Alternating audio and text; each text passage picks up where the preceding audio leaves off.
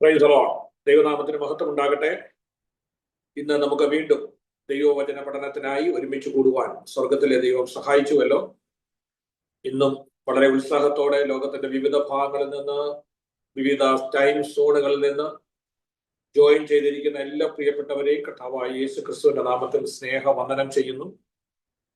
ഇന്ന് class conduct ചെയ്യുന്ന കർത്താവിന്റെ ശ്രേഷ്ഠദാസൻ reverend doctor CB Andrews Atlanta നമ്മോടൊപ്പം ജോയിൻ ചെയ്തിട്ടുണ്ട്. കഴിഞ്ഞ ദിവസങ്ങളൊക്കെ വെളിപ്പാട് പുസ്തകം വളരെ അനുഗ്രഹിക്കപ്പെട്ട രീതിയിൽ എടുക്കുവാൻ സ്വർഗത്തിലെ ദൈവം സഹായിച്ചുകൊണ്ടിരുന്നു. ഇന്ന് രാത്രിയിലും തന്റെ ക്ലാസ് ഏറ്റവും അനുഗ്രഹമായി തീരേണ്ടതിന് ഇന്ന് ഇത് ലൈവായിട്ട് ഇത് ജോയിൻ ചെയ്ത പ്രിയപ്പെട്ടവർ, പിന്നീട് ഇത് യൂട്യൂബിലും സോഷ്യൽ മീഡിയയിലൂടെ ഒക്കെ കേൾക്കുന്ന എല്ലാ പ്രിയപ്പെട്ടവർക്കും ഇത് ഏറ്റവും അനുഗ്രഹമായി തീരേണ്ടതിന് കർത്താവ് തന്നെ ഇന്ന് രാത്രിയിലും ശക്തീകരിക്കേണ്ടതിന് നാം എല്ലാവരും പ്രാർത്ഥിച്ചുകൊണ്ടിരിക്കുമ്പോൾ പ്രിയ ബ്രദർ സിജൻ വർഗീസ് പ്രാർത്ഥനയിൽ സഹായിക്കുമോ? Brother Sijan Varghese please unmute ചെയ്ത് പ്രാർത്ഥിക്കുമോ?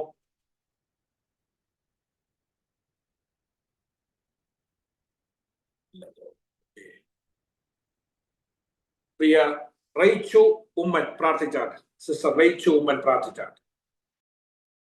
യേശുവേ അപ്പ സ്തോത്രം സ്തോത്രം സ്തോത്രം സ്തോത്രം കർത്താവെ സ്തുതിക്കുന്നു അപ്പച്ച കർത്താവിന്റെ സഞ്ചയങ്ങളുടെ കടന്നു അപ്പച്ച ഞങ്ങൾക്ക് ഇങ്ങനെ കൂടി വരും കർത്താവ് തന്നതിനെ സ്തോത്രം ചെയ്യുന്നു. ഞങ്ങളുടെ ആയുസിനായിട്ട് ഹരിതത്തിനെ സ്തോത്രം ചെയ്യുന്നു അപ്പച്ച. ഇന്നത്തെ ക്ലാസ്സിനെ സ്തോത്രം ചെയ്യുന്നു അപ്പച്ച. അഗാപ്പെ ഓൺലൈൻ ബൈബിൾ കോളേജിന്റെ എല്ലാ പ്രവർത്തനങ്ങളെ പ്രാർത്ഥിച്ച് അനുഗ്രഹിക്കുന്ന ഓൺലൈൻ കോളേജും ഓഫ്ലൈൻ കോളേജിന്റെ പ്രവർത്തനങ്ങളെല്ലാം കർത്താവ് അനുഗ്രഹിക്കും. ഇന്നത്തെ ഞങ്ങളുടെ ക്ലാസ്സിനെ സ്തോത്രം ചെയ്യുന്നു അപ്പച്ച. ദൈവമേ ഇന്നത്തെ റെവലേഷന്റെ ക്ലാസ് ഞങ്ങൾക്ക് അനുഗ്രഹമാക്കി തരുവാൻ കർത്താവിന് നമ്മെ പഠിപ്പിക്കുന്ന സാറിനായി സ്തോത്രം ചെയ്യുന്നു അപ്പച്ച. ഞങ്ങളുടെ ദാസനെ കർത്താവ് കൃപയെ നിർത്തിക്കൊള്ളണമേ പ്രാർത്ഥിക്കുന്നു. നമ്മുടെ ദാസൻ പറഞ്ഞു തരുന്നു ഞങ്ങൾക്ക് മനസ്സിലാക്കിയെടുക്കാനുള്ള കൃപ ഞങ്ങൾക്ക് തരണമെന്ന് പ്രാർത്ഥിക്കുന്നു. പഠിതാക്കളായി കടന്നു വന്നിരിക്കുന്ന എല്ലാ കാര്യം സ്തോത്രം ചെയ്യുന്ന പക്ഷേ പല ടൈം സോണിൽ കടന്നു വരുന്ന എല്ലാവരെയും കർത്താവ് അനുഗ്രഹിക്കണമേ. കടന്നു വന്ന് ഇന്നത്തെ ക്ലാസ് എല്ലാവർക്കും അനുഗ്രഹമായി തീരുവാൻ കർത്താവിന് പൂർവ്വമേ ഞങ്ങൾ പ്രാർത്ഥിക്കുന്നു പക്ഷേ ഇനിയും വരാനുള്ളവരെയൊക്കെ കർത്താവ് കൂട്ടിവരുത്തിക്കൊള്ളണമേ. പക്ഷേ നെറ്റ്വർക്കിന് ഒരു പ്രോബ്ലം ഉണ്ടാകാൻ ഇടയാവില്ല. പക്ഷേ ഇത് കണ്ടക്ട് ചെയ്യുന്ന കർത്താവ് ജലാലു സാറിനായി സ്തോത്രം ചെയ്യുന്നു. ഞങ്ങളുടെ ദാസിനെ കർത്താവെ കുടുംബമായിട്ട് പ്രാർത്ഥിച്ച് അനുഗ്രഹിക്കുന്നു. ഞങ്ങളുടെ മകന്റെ ശുശ്രൂഷ സഭകളെല്ലാം അനുഗ്രഹമാക്കി തീർക്കണമെന്ന് പ്രാർത്ഥിക്കുന്നു. പക്ഷേ ഷാജി സാറിനായി സ്തോത്രം ചെയ്യും. ഷാജി സാറിനെ പ്രാർത്ഥിച്ച് അനുഗ്രഹിക്കുന്നു. ഞങ്ങളുടെ ദാസിനെയും കുടുംബമായിട്ട് സഭയായിട്ട് അനുഗ്രഹിച്ച് പ്രാർത്ഥിക്കുക പറ്റാം. ദൈവമേ ഞങ്ങൾ ഇന്നത്തെ ക്ലാസ് ഞങ്ങൾക്ക് അനുഗ്രഹമാക്കി തീർക്കണമെന്ന് പ്രാർത്ഥിക്കുന്ന പറ്റാം.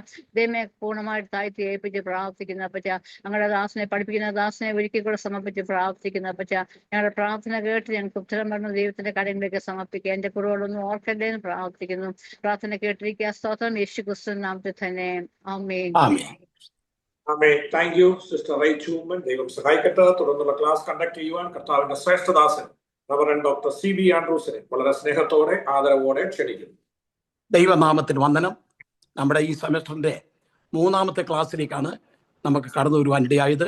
കർത്താവിൻ്റെ ശ്രേഷ്ഠദാസൻ പാസ്റ്റർ ലാലു ജേക്കബ് സാർ, അതുപോലെ എൻ്റെ പ്രസിഡന്റ് ആയിരിക്കുന്ന പാസ്റ്റർ ഷാജി കെ ദാനിയൽ, ഇവരെല്ലാം ഓർത്ത് ഞാൻ ദൈവത്തെ സ്തുതിക്കുന്നു. ദൈവം അവരുടെ പ്രവർത്തനങ്ങളെ അനുഗ്രഹിക്കട്ടെ. കടന്നു വന്നിരിക്കുന്ന ദൈവദാസന്മാരും സഹോദരി സഹോദരന്മാർക്കും എല്ലാവർക്കും നിസ്തുലനായ കർത്താവായ യേശുവിൻ്റെ നാമത്തിൽ ആദ്യമായി എൻ്റെ സ്നേഹവന്ദനം അറിയിക്കുന്നു. ഞാൻ അനേക വാക്യങ്ങൾ എഴുതി അയച്ചെങ്കിലും എല്ലാ വാക്യങ്ങളും ഞാൻ വായിപ്പിക്കുന്നില്ല. കാരണം അത് വായിച്ചാൽ തന്നെ അങ്ങ് സമയം ഒരുപാട് പോകും. പരീക്ഷ വരുന്നുണ്ട്, ഞാൻ പരീക്ഷ ഇടും. അപ്പോൾ നിങ്ങൾക്കത് പ്രയോജനപ്പെടാൻ വേണ്ടി ഈ വാക്യങ്ങളെല്ലാം കുറിച്ചിട്ട് അത് നിങ്ങൾ ധ്യാനിക്കണം. അതിനുവേണ്ടിയാണ് ആ വാക്യങ്ങൾ എല്ലാം അയച്ചു വന്നത്. ഇന്ന് ഈ തുയത്തര സഭയുടെ ദൂത് ആ ക്ലാസ് മൊത്തം എടുക്കാൻ തക്കണം അതിൻ്റെ തനി വ്യാഖ്യാനം പറഞ്ഞൊക്കെ പോവുകയാണ്. 4 ദിവസത്തെ ക്ലാസ്സാണ്. പക്ഷെ ആ 4 ദിവസത്തെ ക്ലാസ്സും ഒരു ക്ലാസ്സായിട്ട് ക്രോഡീകരിച്ചുകൊണ്ട് ക്ലാസ് എടുക്കുകയാണ്. നമുക്ക് അടുത്ത സർവീസ് ഫിലദൽഫിയ ലവോദിക്ക ഇത് പഠിച്ചിട്ട് വരാൻ പോകുന്ന സംഭവങ്ങളിലേക്ക് നമ്മൾ പ്രവേശിക്കാൻ തക്കണം പോവുകയാണ്. ഇവിടെ നമ്മൾ ഇന്ന് വായിക്കാൻ പോകുന്നത് 3 പേരുടെ പേരാണ് എനിക്ക് വന്നിരിക്കുന്നത്. സെലിൻ കോഷി, റിൻസി വിൻസൺ, എലിസബത്ത് വർഗീസ്. അവരെ വാക്യങ്ങൾ വായിക്കുവാൻ എന്നെ സഹായിക്കുക. അത് വെളിപ്പാട് പുസ്തകം 2-ാം അധ്യായം 20 മുതൽ 22 വരെയുള്ള വാക്യങ്ങൾ വായിച്ചാട്ടെ. ആരാ വായിക്കുന്നത്? എങ്കിലും താൻ പ്രവാചകി എന്ന് പറഞ്ഞ് ദുർനടപ്പ് ആചരിപ്പാനും വിഗ്രഹാർപ്പിതം തിന്മാനും എന്റെ ദാസന്മാരെ ഉപദേശിക്കുകയും തെറ്റിച്ചു കളയുകയും ചെയ്യുന്ന ഇസബേൽ എന്ന സ്ത്രീ നിന്നെ അനുവദിക്കുന്നു എന്നൊരു കുറ്റം നിന്നെ കുറിച്ച് പറവാനുണ്ട്. ഞാൻ അവൾക്ക് മാനസാന്തരപ്പെടുവാൻ സമയം കൊടുത്തിട്ടും ദുർനടപ്പ് വിട്ടു മാനസാന്തരപ്പെടുവാൻ അവൾക്ക് മനസ്സില്ല. ഞാൻ അവളെ കിടപ്പിലും അവളുമായി വ്യഭിചരിക്കുന്നവരെ അവളുടെ നടപ്പ് വിട്ടു മാനസാന്തരപ്പെടാതിരുന്നാൽ വലിയ കഷ്ടത്തിലുമാക്കി കളയും. അവളുടെ മക്കളെയും ഞാൻ കൊന്നുകളയും. ഞാൻ ഉൾപ്പുകളെയും ഹൃദയങ്ങളെയും ആരായുന്നവനെന്ന് സകല സഭകളും അറിയും. നിങ്ങളുടെ പ്രവൃത്തിക്ക് തക്കവണ്ണം ഞാൻ നിങ്ങൾക്ക് ഏവർക്കും പകരം ചെയ്യും. എന്നാൽ ഈ ഉപദേശം കൈക്കൊള്ളാതെയും അവർ പറയും പോലെ സാത്താന്റെ ആഴങ്ങൾ അറിഞ്ഞിട്ടില്ലാതെയും തുയഥൈരയിലെ ശേഷം പേരോട് വേറൊരു ഭാരം ഞാൻ നിങ്ങളുടെ മേൽ ചുമത്തുന്നില്ല, എങ്കിലും നിങ്ങൾക്കുള്ളത് ഞാൻ വരും വരെ പിടിച്ചുകൊള്ളുവിനെന്ന് ഞാൻ കൽപ്പിക്കുന്നു. മതി. നമ്മൾ ആദ്യം ഇത്രയും ഭാഗം ചിന്തിച്ചിട്ട് അവസാനം പ്രതിഫലം കൂടെ ചിന്തിച്ച് ശരിയായിട്ടുള്ള മീനിങ് മാത്രം പറഞ്ഞ് ഞാൻ ഇന്ന് രാത്രിത്തെ ക്ലാസ് അവസാനിപ്പിക്കാൻ ആഗ്രഹിക്കുന്നു. കാരണം ക്ലാസ് മുൻപോട്ട് പോകണമല്ലോ. ഞാൻ മറ്റൊരു പൂനായില് തൂടിയാറ്റിയിലെ ക്ലാസ് കൊണ്ട് കഴിഞ്ഞ് വെളിപ്പാട് 16-ാം അധ്യായം 7 ക്രോധകൽസകളെ കുറിച്ചുള്ള പഠനമാണ് അവിടെ നടത്തിക്കൊണ്ടിരിക്കുന്നത്. അതങ്ങോട്ട് കഴിഞ്ഞ് പെട്ടെന്ന് ഇറങ്ങിയതാണ്. നിങ്ങളെല്ലാം ആഴ്ചയിൽ ഒരു പ്രാവശ്യം കാണുന്നില്ലേ, എനിക്ക് വലിയ സന്തോഷമുണ്ട്. ഞാൻ 76 വയസ്സായ ഒരു വലിയ അപ്പച്ചനാണ്. അതെ, നിങ്ങളെല്ലാവരും എൻ്റെ കുഞ്ഞുങ്ങളെ പോലെയാണ് കാണുന്നത്. നമുക്കൊന്നിച്ച് ദൈവത്തിനെ പങ്കിടാം. ഇവിടെ കഴിഞ്ഞ പ്രാവശ്യം നമ്മൾ തുയത്തേരയെ കുറിച്ച് ചിന്തിച്ചത്, തുയത്തേര എന്ന് പറഞ്ഞാൽ അത് സുഗന്ധയാഗം എന്നാണ് അർത്ഥം. നമ്മൾ ഈ ദൂത്, ഇതൊരു വലിയ ദൂതാണ്. തുയത്തേരായി കൊടുത്തിരിക്കുന്ന ഈ ദൂത് പോലെ മറ്റാർക്കും കൊടുത്തിട്ടില്ല. അത്ര വലിയ ഒരു ദൂതാണ്. ഇതിൻ്റെ കാലഘട്ടം നിർണയിച്ചിരിക്കുന്നത് AD 606 മുതൽ 1520 വരെയുള്ള കാലഘട്ടമാണ്. എഫെസോസ് AD 70 മുതൽ 170 വരെയും, സ്മുർണ 170 മുതൽ 312 വരെയും, പെർഗമോസ് 312 മുതൽ 606 വരെയും ഉള്ള കാലഘട്ടങ്ങളാകുമ്പോൾ തുയത്തേര സഭ AD 606 മുതൽ 1520 വരെയുള്ള കാലഘട്ടങ്ങളെയാണ് ചൂണ്ടിക്കാണിക്കുന്നത്. അതിൻ്റെ ദൂതാണ് ഇവിടെ നമുക്ക് കാണുവാൻ കൊണ്ട് കഴിയുന്നത്. ഇതിൻ്റെ 18ാമത്തെ വാക്യം, അതിൻ്റെ മുഖവര നമ്മൾ ചിന്തിച്ചു. അതേ 19ാമത്തെ വാക്യത്തിൽ 6 കൂട്ടം പ്രശംസയാണ് അവർക്ക് കൊടുത്തിരിക്കുന്നത്. ഞാൻ നിന്റെ പ്രവൃത്തി, നിന്റെ സ്നേഹം, വിശ്വാസം, ശുശ്രൂഷ, സഹിഷ്ണുത, അത് മാത്രമല്ല ഒടുവിലത്തെ പ്രവൃത്തി ആദ്യത്തേനും ഏറെ എന്ന് ഇങ്ങനൊരു ദൂത് ഈ 7 സഭകളിൽ മറ്റൊരു സഭയ്ക്ക് കൊടുത്തിട്ടില്ല. അത്രമാത്രം വിശേഷപ്പെട്ട അനുഗ്രഹിക്കപ്പെട്ട ഒരു സഭയായിരുന്നു തുയത്തേര സഭ. 6 കൂട്ടം കാര്യങ്ങൾ അവരെ വളരെ പ്രശംസിച്ചിട്ട് പറയുന്ന അടുത്തത് അവരുടെ കുറ്റമാണ് ചൂണ്ടിക്കാണിക്കുന്നത്. അത് 20 മുതൽ 25 വരെയുള്ള വാക്യങ്ങൾ അവരെക്കുറിച്ച് പറഞ്ഞിരിക്കുന്ന പരാജയമാണ്. ഇത്രയും വലിയ സംഗതി അവരെക്കുറിച്ച് പറയാൻ ഉണ്ടായിരിക്കെ അവർ വഴുതിപ്പോയ, അവർക്ക് തെറ്റുപറ്റിപ്പോയ അവസ്ഥയാണ് നമുക്കിവിടെ കാണുവാൻ തക്കോണം കഴിയുന്നത്. അത് എന്താണെന്ന് ചോദിച്ചാൽ ഇവിടെ വായിക്കുന്നു, അത് താൻ പ്രവാചകി എന്ന് പറഞ്ഞ്, എങ്കിലും താൻ പ്രവാചകി എന്ന് പറഞ്ഞ് ദുർനടപ്പ് ആചരിപ്പാനും വിഗ്രഹാർപ്പിതം തിന്മാനും എൻ്റെ ദാസന്മാരെ ഉപദേശിക്കുകയും തെറ്റിച്ച് കളയുകയും ചെയ്യുന്ന ഈസബേൽ എന്ന സ്ത്രീയെ നീ അനുവദിക്കുന്നു എന്നൊരു കുറ്റം നിന്നെ കുറിച്ച് പറയുവാനുണ്ട്. ഞാൻ അവളെ കിടപ്പിനും അവളുമായി വ്യഭിചരിക്കുന്നവരെ അവിടെ നടപ്പ് വിട്ട് മാനസാന്തരപ്പെടാതിരുന്നാൽ വലിയ കഷ്ടതയിൽ ആക്കി കളയും. അവളുടെ മക്കളെയും ഞാൻ കൊന്നുകളയും. ഞാൻ ഉൾപ്പുകളെയും ഹൃദയങ്ങളെയും ആരായുന്നവനെന്ന് സകല സഭകളും അറിയും. നിങ്ങളുടെ പ്രവൃത്തിക്ക് തക്കവണ്ണം ഞാൻ നിങ്ങൾക്ക് ഏവർക്കും പകരം ചെയ്യും. അനേക നല്ല ഗുണങ്ങൾ ഈ സഭയെക്കുറിച്ച് പറയാനുണ്ടെങ്കിലും അവരെക്കുറിച്ച് പറയുന്ന കുറ്റം ഈസബേലിനെ എടുത്ത് കാണിച്ചുകൊണ്ടാണ് അത് അവരെക്കുറിച്ച് സംസാരിക്കുന്നത്. ഈസബേൽ എന്ന നാമത്തിലാണ് ഈ വിഷയം അവതരിപ്പിക്കുന്നത്. കഴിഞ്ഞ സഭ പെർഗമോ സഭയെക്കുറിച്ച് ബലയാമിന്റെ ഉപദേശം കൈക്കൊള്ളുന്നവർ, ബലയാമിന്റെ വിഷയം എടുത്താണ് അവിടെ അങ്ങനെയുള്ള ഉപദേശം പിടിച്ചിരിക്കുന്നവരുണ്ട്. അത് കഴിഞ്ഞ വീഡിയോ എടുത്ത് നിങ്ങൾ കേട്ടെങ്കിലേ അതിൻ്റെ വിശദീകരണം മനസ്സിലാകത്തുള്ളൂ. ഇപ്പോൾ ഈ സെമസ്റ്ററിൽ നടക്കാൻ പോകുന്ന എക്സാമിനേഷനിൽ നിങ്ങൾ അതിനകത്ത് ആത്മാർത്ഥയോടെ പങ്കുകൊള്ളാൻ വേണ്ടി എല്ലാവർക്കും ക്യാഷ് അവാർഡാണ് ഞാൻ കൊടുക്കുന്നത്. അതുകൊണ്ട് കാര്യമായിട്ട് പഠിക്കാൻ തക്കൊണ്ട് നിങ്ങളെ ഉപദേശിക്കുന്നു. ഇവിടെ ഈസബേൽ എന്ന് പറയുന്ന ഒരു സ്ത്രീ അവിടെ ഇല്ല, ആ സഭയിൽ ഇല്ല. ഈസബേൽ എന്നുള്ള പേര് ആരും തങ്ങളുടെ മക്കൾക്ക്, ഏതെങ്കിലും മക്കൾക്ക് ഈസബേൽ എന്നുള്ള പേര് ഇടുവോ? ഈസബേൽ എന്നുള്ള പേര് അവർക്കൊരു പെങ്കൊച്ചുണ്ടായി, നമുക്ക് ഈസബേൽ എന്ന് കൊടുക്കാം.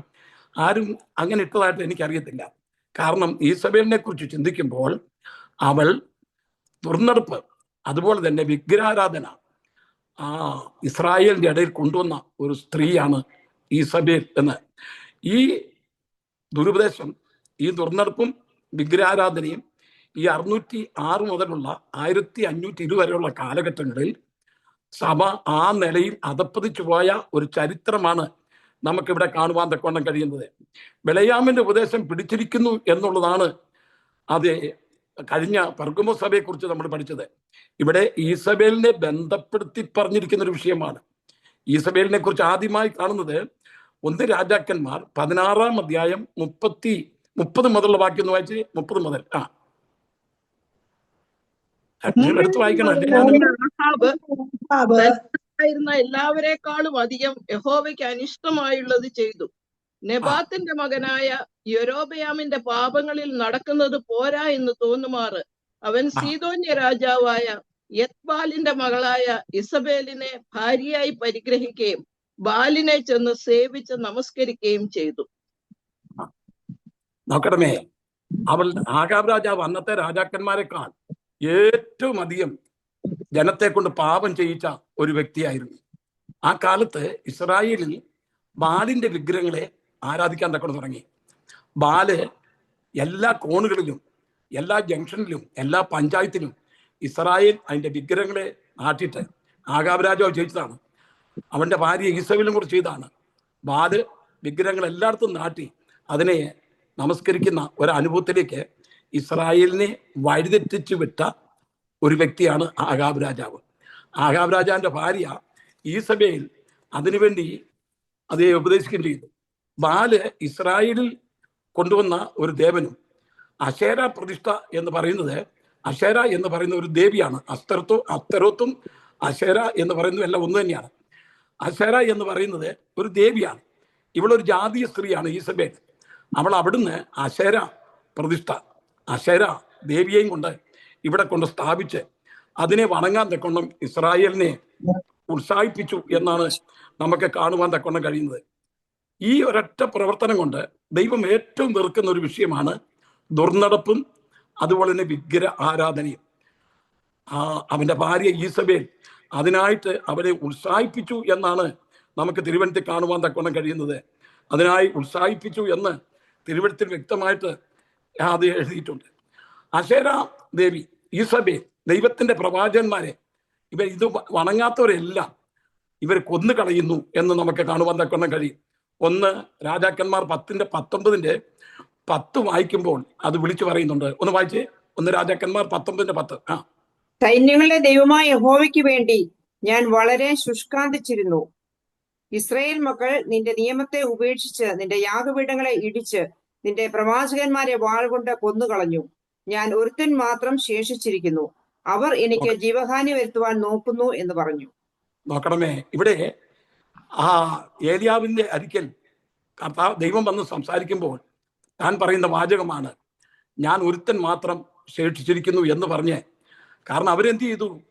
ഈ ഈസബേലും ആഹാബും എല്ലാവരും കൂടെ ചേർന്ന് ദൈവത്തിന്റെ പ്രവാചകന്മാരെ കൊന്നുകളഞ്ഞു, വിഗ്രഹങ്ങളെ സേവിപ്പാൻ തക്കൊണ്ണം പ്രേരിപ്പിച്ചു. അതാണ് ഈ നൂറ്റാണ്ടുകളിൽ ഈ പറഞ്ഞ 606 മുതൽ 1520 വരെയുള്ള കാലഘട്ടങ്ങളിൽ വിഗ്രഹ ആർപ്പിതവും വിഗ്രഹാരാധനയും ദുർനടപ്പും സഭയിലേക്ക് കടന്നു വരുവാൻ തക്കവണ്ണം ഇടയായി തീർന്നു. നിങ്ങൾ 1 രാജാക്കന്മാരുടെ പുസ്തകം അത് വായിക്കണ്ട, 21-ാം അധ്യായം 1 മുതൽ 3 വരെയുള്ള വാക്യം വായിക്കുമ്പോൾ ആഹാബ് രാജാവ് ചെയ്ത വലിയൊരു പ്രവർത്തന ദോഷം നമുക്കവിടെ കാണുവാൻ കഴിയുന്നുണ്ട്. നാബോത്തിന്റെ മുന്തിരിത്തോട്ടം തൻ്റെ അരമനയുടെ വാതുക്കലായിരുന്നു. അതുകൊണ്ട് നാബോത്തിനോട് പറഞ്ഞു, അതെനിക്കൊരു അസഹനീയമായി. ദൈവത്തിന്റെ ഒരു വിശ്വസ്ത സാക്ഷിയായിരുന്നു നാബോത്ത്. സമയം കിട്ടുമ്പോൾ വാക്യം വായിച്ചു നോക്കണം. അദ്ദേഹത്തെ ഇത് പറഞ്ഞു, നിന്റെ മുന്തിരിത്തോട്ടം എൻ്റെ അരമനയുടെ സമീപമാണ്, അതുകൊണ്ട് നീ എനിക്കത് തരണം. ഞാനതിന് വില പണമായിട്ട് തരാം. അതിനേക്കാൾ വേറെ നല്ല വിശേഷമായ മുന്തിരിത്തോട്ടം തരാം. നോക്കണമേ, ഈ മുന്തിരിത്തോട്ടം നാബോത്തും കുടുംബവും ദ്രാക്ഷാരസം കൊണ്ടും ദൈവത്തിൽ സന്തോഷിക്കുന്ന ഒരു കുടുംബം, ഒരു ഭക്തൻ, അത് തൻ്റെ അരമനയുടെ സമീപമായപ്പോൾ അതിനെ തകർത്ത് ചീരത്തോട്ടമാക്കാൻ ശ്രമിച്ച ഒരു വ്യക്തിയാണ് ആഹാബ്.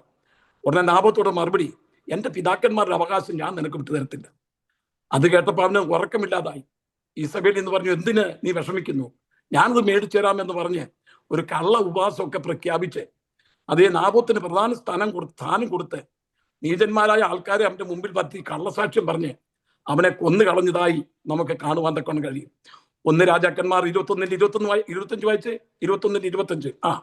എന്നാൽ യഹോവയ്ക്ക് അനിഷ്ടമായുള്ളത് ചെയ്യുവാൻ തന്നെത്താൻ വിറ്റുകളഞ്ഞ അഹാബിനെ പോലെ ആരും ഉണ്ടായിട്ടില്ല. അവന്റെ ഭാര്യ ഇസബേൽ അവനായി ഉത്സാഹിപ്പിച്ചിരുന്നു. നോക്കണമേ, ഈസബേൽ അവനെ ഉത്സാഹിപ്പിച്ചുകൊണ്ടിരുന്നു. ഇത്രമാത്രം പാപം ഇസ്രായേലിനെ കൊണ്ട് ചെയ്യിക്കാൻ. ഈ നിലയിൽ BC AD 606 മുതലുള്ള കാലഘട്ടത്തിൽ സഭയിലേക്ക് വിഗ്രഹാർപ്പിതവും ദുർനടപ്പും വന്ന് പ്രവേശിച്ച ചരിത്രങ്ങൾ നമുക്ക് കാണുവാൻ തക്കൊണ്ട് കഴിയും. ഈ ഈസബേലിന്റെ അന്ത്യം എങ്ങനെയായിരുന്നു? അതേ, ആഗാബ് രാജാവ് മരിച്ചുപോയി. അതിനുശേഷം അതേ ഈസബേലിന്റെ അന്തത്തെക്കുറിച്ച് നിങ്ങൾ വാക്യം തീർക്കുക. 2 രാജാക്കന്മാർ 9-29 മുതൽ 27 വരെയുള്ള വാക്യങ്ങൾ വായിക്കുമ്പോൾ ഈസബേലിന്റെ അന്ത്യം കാണുവാൻ തക്കൊണ്ട് കഴിയും. ഇങ്ങനെയുള്ള ദുർനടപ്പ് ആചരിക്കുകയും ജനത്തെ ഉത്സാഹിപ്പിക്കുകയും ചെയ്യുന്ന പ്രിയപ്പെട്ടവർക്ക് വരാൻ പോകുന്ന ശിക്ഷയെക്കുറിച്ച് നേരത്തെ ദൈവത്തിന്റെ ആത്മാവ് പ്രവചിച്ചതാണ്. അത് അതുപോലെ തന്നെ സംഭവിച്ചു. അവളാണ് കന്മഷി എഴുതി തൻ്റെ കൊട്ടാരത്തിൽ കൂടെ നടക്കുന്നത്. ഞാൻ തിരുവചനത്തിൽ കണ്ണിൽ മഷി പരട്ടി തല ചീകി മിനുക്കി കായം പറ്റി നടന്ന ഈ സ്ത്രീയെ യേഹൂ എന്ന് പറയുന്ന വ്യക്തി വെച്ചു. ആരുണ്ട് എൻ്റെ പക്ഷത്ത്? 2-3 ഷണ്ണന്മാർ മുന്നോട്ട് വന്നിട്ട് മാളിയ മുറികളിൽ നിൽക്കുകയായിരുന്നു. ആരുണ്ട് എൻ്റെ പക്ഷത്ത്? ഇസ്രായേലിനെ ഇത്രമാത്രം അധപ്പതിപ്പിച്ച, തൻ്റെ ഭർത്താവിനെ അതേ ഉത്സാഹിപ്പിച്ച ഈ സ്ത്രീയുടെ മേൽ ദൈവത്തിന്റെ ന്യായവിധി വരുന്നു. ആരുണ്ട് എൻ്റെ പക്ഷത്ത് എന്ന് ചോദിച്ചു. 2-3 ഷണ്ണന്മാർ മുന്നോട്ട് കടന്നു വന്നു. അവളെ കാലെ പിടിച്ച് പൊക്കി താഴ്ത്തിടാൻ പറഞ്ഞു. കാലെ പിടിച്ച് പൊക്കി താഴെട്ടിട്ടു. അവളെ വീണ് അവിടെ കുടലെല്ലാം തെറിച്ചു പോയി. എന്നിട്ട് യേഹൂ പോയി ഭക്ഷണം കഴിച്ച്, അവൾ രാജകുമാരിയാണ്, അവളെ നമുക്ക് നല്ല അടക്കം കൊടുക്കണം എന്ന് പറഞ്ഞ് അവരുടെ ശവം അന്വേഷിക്കാൻ തക്കണം ചെന്നപ്പോൾ അതിന്റെ തലയെല്ലാം വേറൊരിടത്ത്, കാലും കൈയെല്ലാം മുറിഞ്ഞ് അത് ചെറിയ അസ്ഥിക്കഷ്ണങ്ങൾ മാത്രം നായ്ക്കള് അവളെ തിന്നു എന്നാണ് നമുക്ക് കാണുവാൻ തക്കണം കഴിയുന്നത്. ദൈവത്തിന് ഏറ്റവും വെറുപ്പുള്ള ഒന്നാണ് വിഗ്രഹാരാധന. ദൈവത്തിന് സ്തോത്രം. പുറപ്പാട് പുസ്തകം 20-4 മുതൽ 6 വരെയുള്ള വാക്യങ്ങൾ വായിക്കാം. ഒരു വിഗ്രഹം ഉണ്ടാക്കരുത്. മീതെ സ്വർഗത്തിലെങ്കിലും താഴെ ഭൂമിയിലെങ്കിലും ഭൂമിക്ക് കീഴെ വെള്ളത്തിലെങ്കിലും ഉള്ള യാതൊന്നിന്റെ പ്രതിമയും അരുത്. അവയെ നമസ്കരിക്കുകയോ സേവിക്കുകയോ ചെയ്യരുത്. നിന്റെ ദൈവമായ യഹോവയായ ഞാൻ തീക്ഷ്ണതയുള്ള ദൈവമാകുന്നു. എന്നെ പകയ്ക്കുന്നവരിൽ പിതാക്കന്മാരുടെ അകൃത്യം 3-ാമത്തെയും 4-ാമത്തെയും തലമുറ വരെ മക്കളുടെ മേൽ സന്ദർശിക്കുകയും എന്നെ സ്നേഹിച്ച് എന്റെ കൽപ്പനകളെ പ്രമാണിക്കുന്നവർക്ക് 1000 തലമുറ വരെ ദയ കാണിക്കുകയും ചെയ്യുന്നു. ദൈവം പ്രത്യേകം ഇസ്രായേലിനോടുത്ത പ്രമാണമാണ്, യാതൊരു വിഗ്രഹങ്ങളും ഉണ്ടാക്കരുത്. ഭൂമിയിൽ യാതൊന്നിന്റെ പ്രതിമെങ്കിലും സാദൃശ്യമെങ്കിലും നമസ്കരിക്കുകയോ കുമ്പിടുകയോ ചെയ്യരുത്. അപ്പോസ്തലന്മാരുടെ കാലത്ത് അങ്ങനെ ഒരു രീതിയില്ലായിരുന്നു. എന്നാൽ പിൽക്കാലത്ത് പ്രത്യേകിച്ച് തുയത്തീര പീരീഡ് വന്നപ്പോഴത്തേക്ക് സഭ ഈ ലോകമയത്തിലേക്ക് ഇറങ്ങിപ്പോയ അനുഭവത്തെക്കുറിച്ച് വിവരിക്കുന്ന ഒരു ഭാഗമാണ് അത്. ഈസബേലിനോട് സാദൃശ്യപ്പെടുത്തി സംസാരിച്ചിരിക്കുകയാണ് അവിടുത്തെ ആ അനുഭവം. ദുർനടപ്പ് വന്നു, വിഗ്രഹ ആരാധന വന്നു. ഈ സഭയെക്കുറിച്ച് നമ്മൾ വായിക്കുമ്പോൾ കർത്താവായ യേശു ക്രിസ്തു 7 ഉപമകൾ പറഞ്ഞതായി നമ്മൾ മത്തായി സുവിശേഷത്തിൽ നമ്മൾ വായിക്കുന്നുണ്ട്. 1 മുതലുള്ള വാക്യങ്ങൾ വായിക്കുമ്പോൾ നമുക്ക് കാണാം. അതിൽ 4ാമത് പറഞ്ഞ ഒരു ഉപമ ഈ അനുഭവത്തോട് നമുക്ക് കാണുവാൻ തക്കവണ്ണം കഴിയും. അതും ഇതും കൂടെ ചേർന്ന് പഠിക്കണം. 7 ഉപമകളും ഈ 7 സഭകളോട് ചേർത്ത് ചിന്തിക്കണം. നമ്മൾ നേരത്തെ അത് ചിന്തിച്ചതാണ്. ഇത് 4ാമത്തെ അതേ ദൂതിന്റെ അകത്ത് ഈ പുളിച്ച മാവിനെ കുറിച്ച് കർത്താവ് പറഞ്ഞിരിക്കുന്ന ആ ഉപമ ഒന്ന് വായിക്കാം. മത്തായി സുവിശേഷം 13-33. സ്വർഗരാജ്യം പുളിച്ച മാവിനോട് സദൃശ്യം. ഒരു സ്ത്രീ എടുത്ത 3 പറ മാവിൽ എല്ലാം പുളിച്ചു വരുവോളം അടക്കി വെച്ചു. അവിടെയും ഒരു സ്ത്രീയെ കുറിച്ച് നമ്മൾ വായിക്കുന്നു. നമ്മുടെ കർത്താവായ യേശു ക്രിസ്തു പറഞ്ഞില്ലേ, പുളിച്ച മാവിനെ സൂക്ഷിക്കണം. പരീശന്മാരുടെയും സദൂക്യരുടെയും പുളിച്ച മാവിനെ സൂക്ഷിക്കണം. ഇവിടെ തുയത്തീര സഭയെക്കുറിച്ചും അവരുടെ ദോഷം എന്ന് പറയുന്ന ഒരു സ്ത്രീയെക്കുറിച്ചാണ്. ഇവിടെ കർത്താവ് പറയുന്ന ഉപമയിലും ഒരു സ്ത്രീയെക്കുറിച്ചാണ്. 4ാമത്തെ ഉപമ, ഒരു സ്ത്രീ 3 പറ മാവെടുത്ത് അത് ഒരു കലത്തിലിട്ട് അത് പുളിക്കുമ്പോഴും കാത്തിരുന്നു എന്ന് പറഞ്ഞാൽ അതിൻ്റെ അർത്ഥം ആ 4ാമത്തെ ഉപമയിൽ പരീശന്മാരുടെ ദുരുപദേശത്തെയും പരീശന്മാരുടെ ഇടപെടലിനെയും പരീശന്മാരുടെ ദൈവജനത്തോടുള്ള വിരോധത്തെയും കാണിക്കുന്നതാണ് ആ പുളിച്ച മാവ്. പുളിച്ച മാവ് ദുരുപദേശം കാണിക്കുന്നു. BC 606 മുതൽ 1520 വരെ സഭാകാലങ്ങളിൽ ദുരുപദേശം കയറി വരുവാൻ തക്കവണ്ണമിടയായി തീർന്നു. ഈ സ്ത്രീയെക്കുറിച്ചാണ്, ഇങ്ങനെയുള്ള ഒരു സ്ത്രീയെക്കുറിച്ചാണ് വെളിപ്പാട് പുസ്തകം 17-ാം അധ്യായത്തിൽ മർമ്മം മഗതിയാം ബാബിലോൺ എന്ന് പറയുന്ന സ്ത്രീയെ, നമ്മൾ ആ ക്ലാസ് എടുക്കുമ്പോൾ 8 ദിവസത്തെ ക്ലാസ്സാണ്. മർമ്മം മഗതിയാം ബാബിലോൺ, അവിടെയും ആ സ്ത്രീയെക്കുറിച്ച് ഒരു ദുരുപദേശ സ്ത്രീയായിട്ടാണ് പ്രഖ്യാപിച്ചിരിക്കുന്നത്.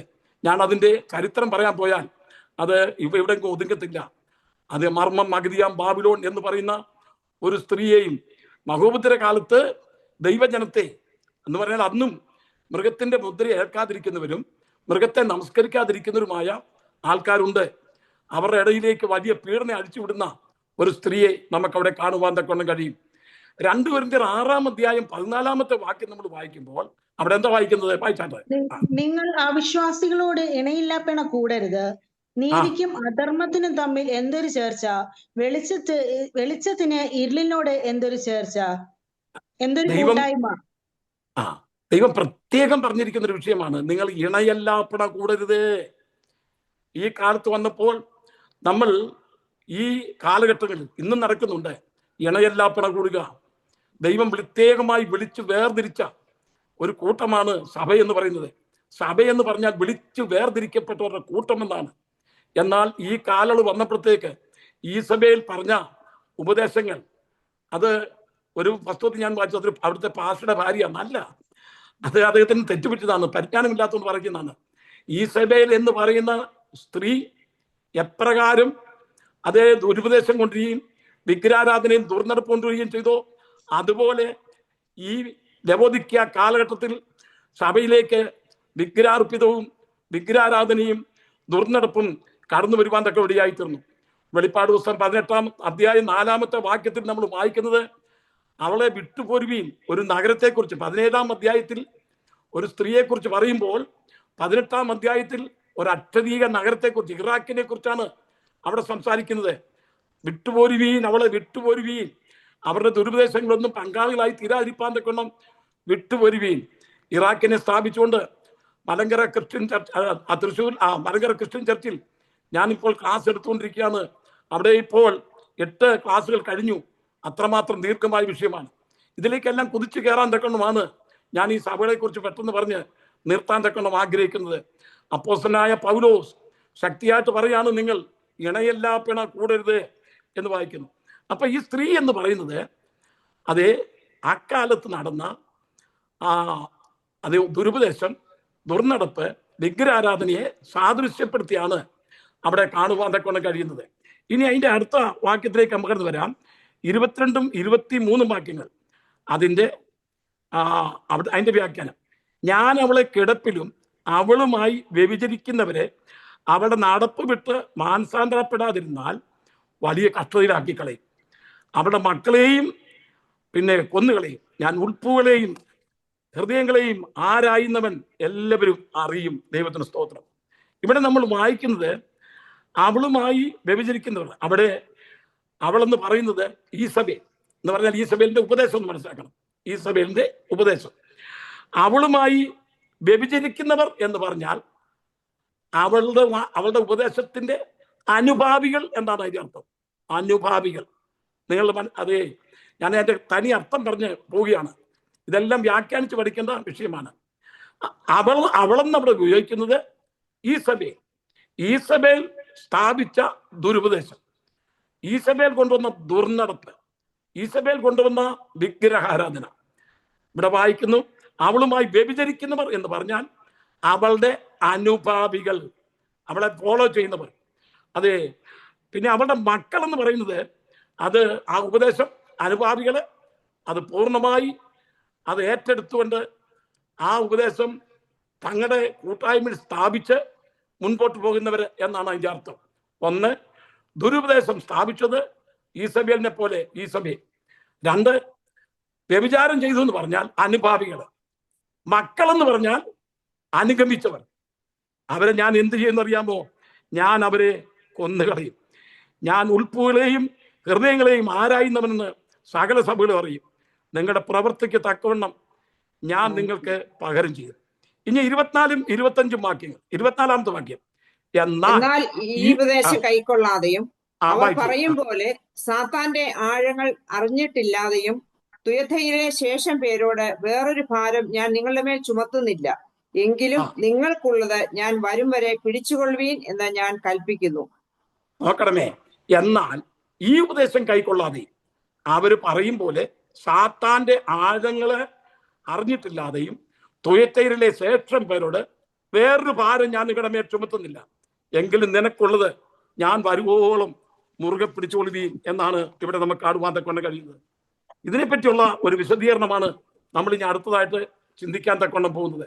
ഈസബേലിന്റെ ഉപദേശം പിന്തുടരാത്ത കുറെ പേര് ആ തുയത്തര സഭയിൽ ഉണ്ടെന്നുള്ളതാണ് കേട്ടോ. ഏത് കാലത്തും ഒരു ശേഷിപ്പിനെ കർത്താവ് ശേഷിച്ചിട്ടുണ്ട്.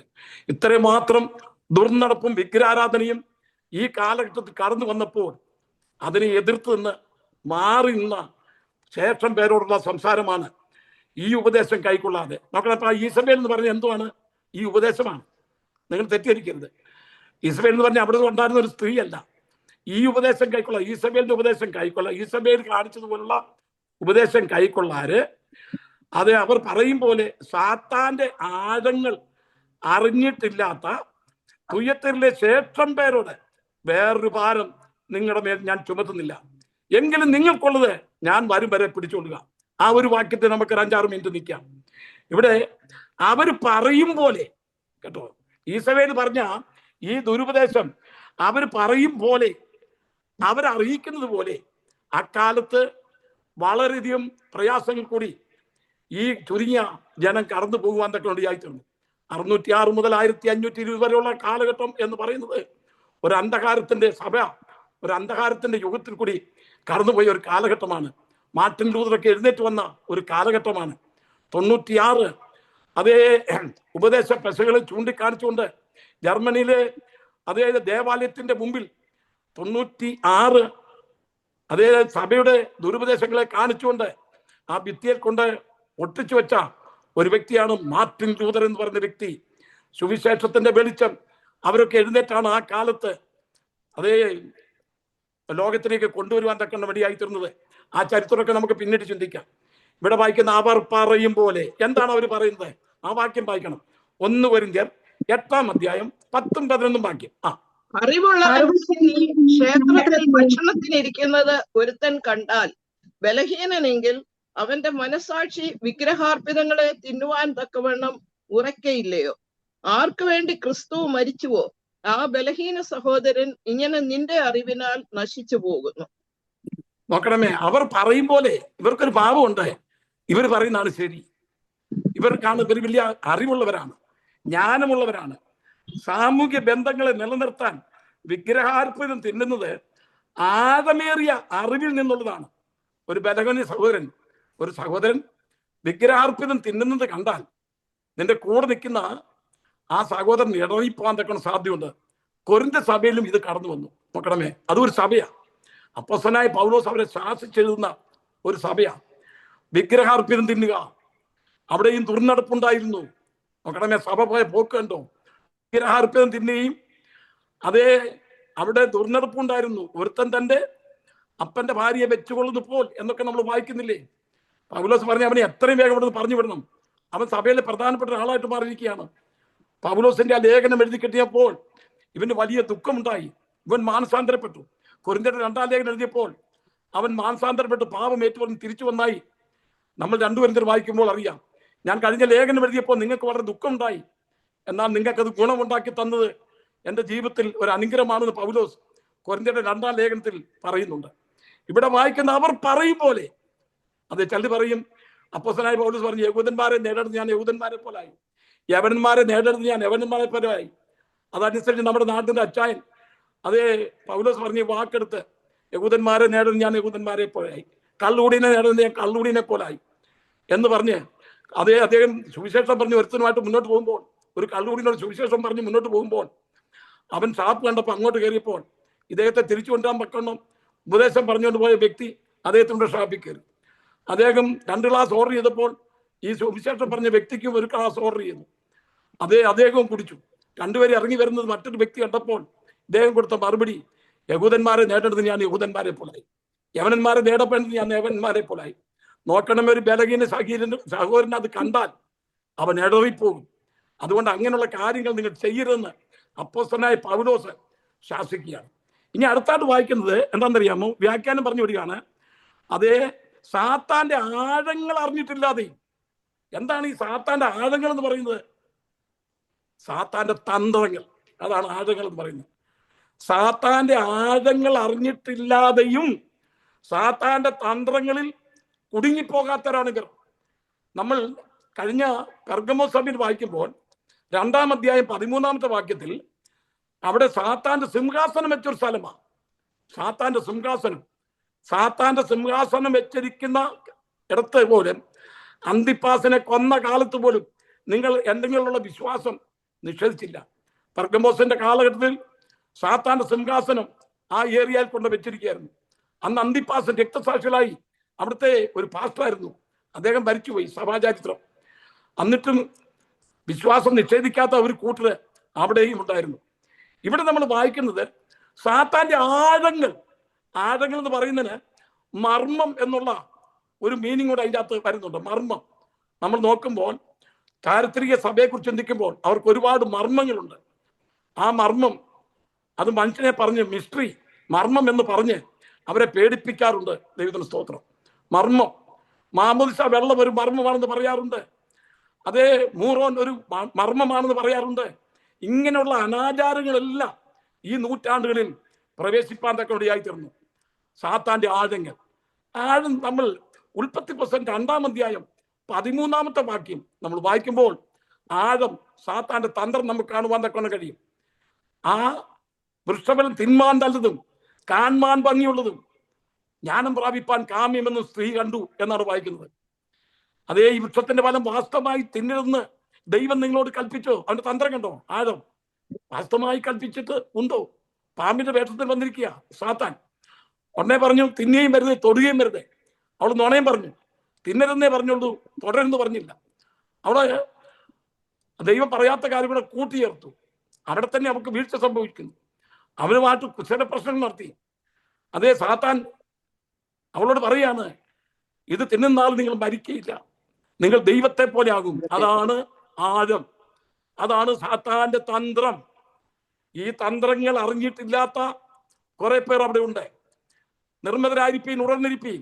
നിങ്ങളുടെ പ്രതിയോഗിയായ പിശാച് അലർന്ന സിംഹം എന്ന പോലെ ആരെ വിഴുങ്ങേണ്ടൊന്നും അറിയാതെ ചുറ്റിത്തിരിഞ്ഞു നടക്കുന്നുവെന്ന് 1 പത്രോസ് 5-ാം അധ്യായത്തിൽ നമ്മൾ വായിക്കുന്നു. ദൈവത്തിന്റെ പൈതലെ, സാത്താന്റെ തന്ത്രങ്ങൾ നിങ്ങൾ അറിവില്ലാത്തവരല്ലല്ലോ എന്ന് കൊരിന്ത്യരുടെ ലേഖനത്തിൽ 2 കൊരിന്ത്യർ നമ്മൾ വായിക്കുന്നു. സാത്താന്റെ തന്ത്രങ്ങൾ നിങ്ങൾ അറിവില്ലാത്തവരല്ലല്ലോ. ഒടുവിൽ കർത്താവിന് അവന്റെ അമിതബലത്തിന് ശക്തിപ്പെടുവീൻ. പിശാചിന്റെ എഫേസ്യ ലേഖനം 6-ാം അധ്യായം 14-ാമത്തെ വാക്യം. ഒടുവിൽ കർത്താവിനും അവന്റെ അമിതബലത്തിന് ശക്തിപ്പെടുവീൻ. പിശാചിന്റെ തന്ത്രങ്ങളോട് എതിർത്ത് കഴിയേണ്ടതിന് ദൈവത്തിന്റെ സർവായുധവർഗം ധരിച്ചോൾവീൻ. ഈ ആഴം, തന്ത്രം, അതിൽ കുടുങ്ങിപ്പോകാതിരിക്കുന്ന ഒരു വേർപെട്ട ശേഷിപ്പ് എക്കാലത്തും ഉണ്ട്, അന്നും ഉണ്ടായിരുന്നു. ആ മർമ്മം നമ്മൾ 2 തെസ്സലോനിക്കർ 2:7 വായിക്കുമ്പോൾ അവിടെ നമ്മൾ വായിക്കുന്നു, അധർമ്മത്തിന്റെ മർമ്മം ഇപ്പോഴേ വ്യാപരിക്കുന്നുണ്ട്. സാത്താനെ കുറിച്ച് എഴുന്നേക്കാൻ പോകുന്ന അന്തിക്രിസ്തുവിനെ കുറിച്ച് പറയാണ്, അധർമ്മത്തിന്റെ മർമ്മം ഇപ്പോഴേ വ്യാപരിക്കുന്നുണ്ട്. നമ്മളെ വിശ്വാസത്തിൽ നിന്ന് വഴിതെറ്റിച്ച് നമ്മളെ തകർക്കുവാൻ തക്കവണ്ണം ശ്രമിക്കുന്ന അതേ പ്രശ്നങ്ങൾ നമുക്ക് കാണുവാൻ തക്കവണ്ണം കഴിയും. ഏലിയാവിനെ കുറിച്ച് നമ്മൾ വായിക്കുമ്പോൾ ഏലിയാവിന്റെ കാലത്താണല്ലോ ഈ കാര്യങ്ങളൊക്കെ നടന്നത്. 1 രാജാക്കന്മാർ 19:18 നമ്മൾ വായിക്കുമ്പോൾ ഏലിയാവ് അതേ ഒരു ഗുഹയിൽ കയറി. എക്കാലത്ത് ഒരു ശേഷിപ്പുണ്ട്. അക്കാലത്ത് ശേഷിച്ചിരുന്ന ഒരു വ്യക്തിയും ഭക്തനുമായിരുന്നു. കുറെ പേർ നിനക്കൊണ്ടെന്ന് വായിക്കുന്നില്ലേ? അതിന്റെ വ്യാഖ്യാനം, ഈ ഇസ്രായേലിൽ ഈ ദുർനടപ്പും ഈ വിഗ്രഹാരാധന നടക്കുമ്പോൾ ബാലിന്റെ മുമ്പിൽ മുട്ടുമടക്കാത്ത കുറെ പേർ അന്നും ഉണ്ടായിരുന്നു.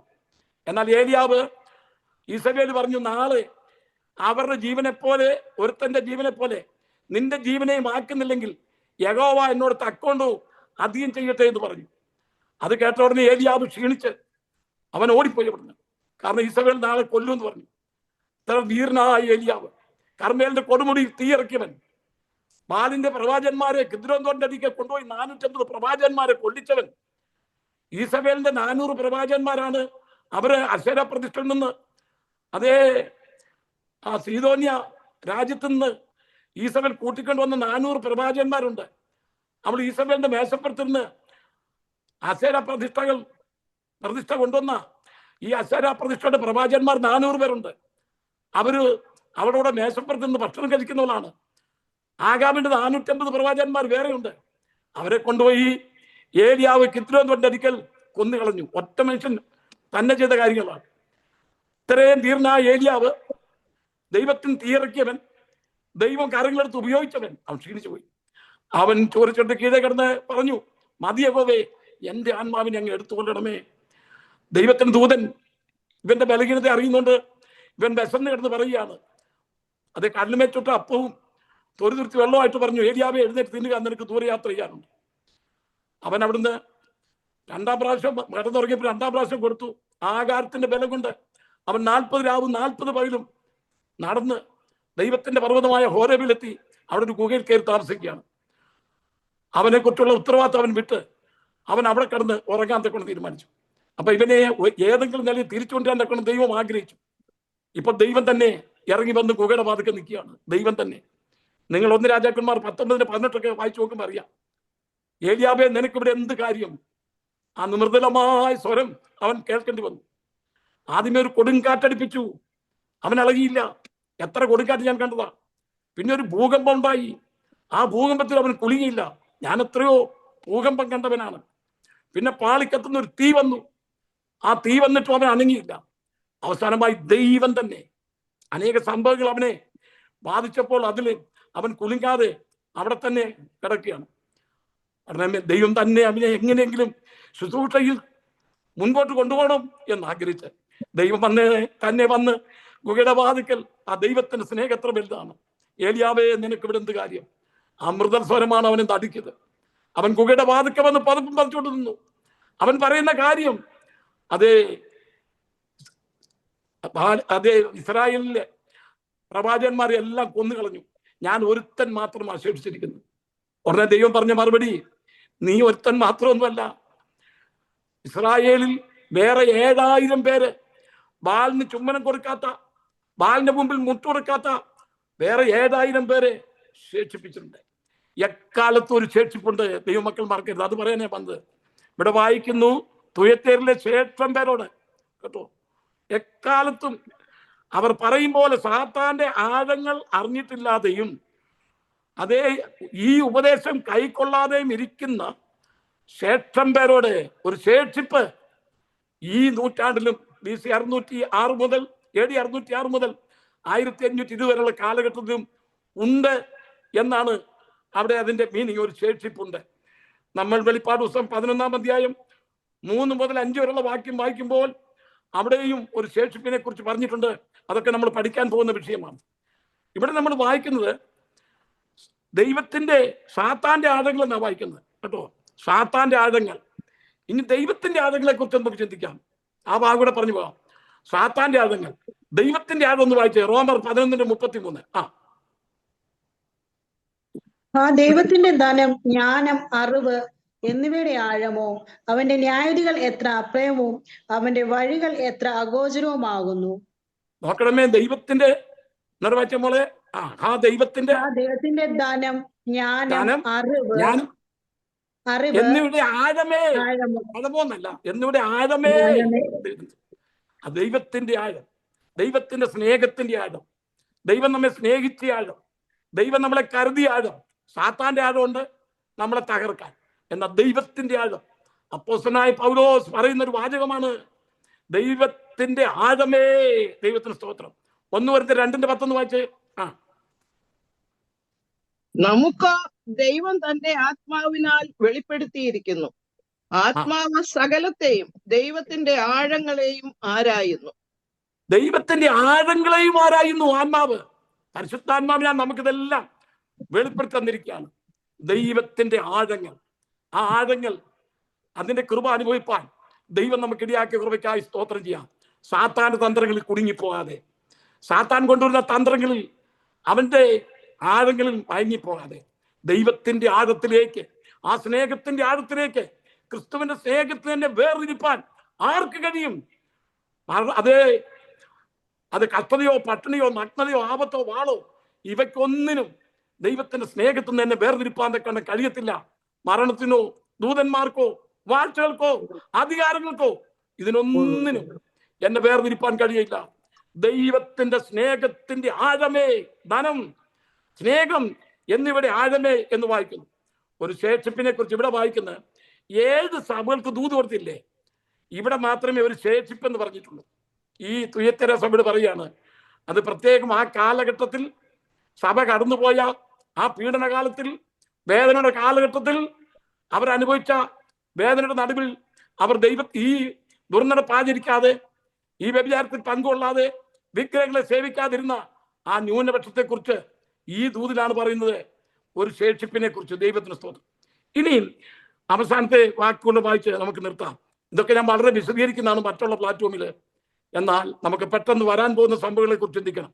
ഇനി 28 മുതൽ 2-ാം അധ്യായം 28 മുതലുള്ള വാക്യങ്ങൾ നമുക്ക് വായിക്കാം.